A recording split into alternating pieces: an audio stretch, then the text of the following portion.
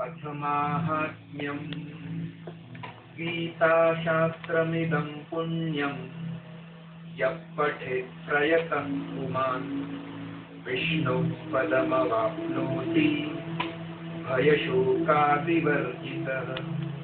गीताध्ययनशीलस्य प्राणायामपरस्य च नैव सन्ति पापानि पूर्वजन्मकृतानि च।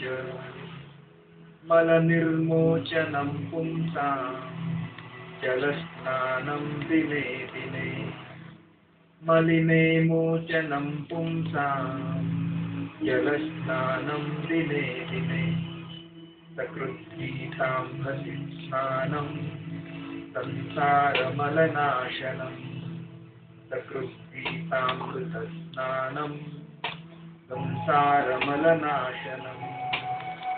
गीता सुगीता कर्तव्या इमन्यैः शास्त्रविस्तरैः या स्वयं पद्मनाभस्य मुखपद्माद्विनिसृता भारतामृतसर्वस्वं विष्णुर्वक्त्राद्विनिसृतं गीता गङ्गोदकं पीत्वा पुनर्जन्म न विद्यते।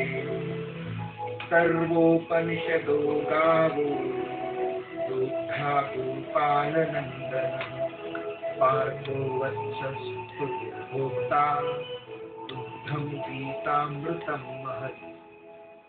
एकं शास्त्रं देवकीपुत्रगीतम् एको देवो देवकीपुत्र एव एको मन्त्रः तस्य नामानि यानि कर्माप्येकं तस्य देवस्य सेवा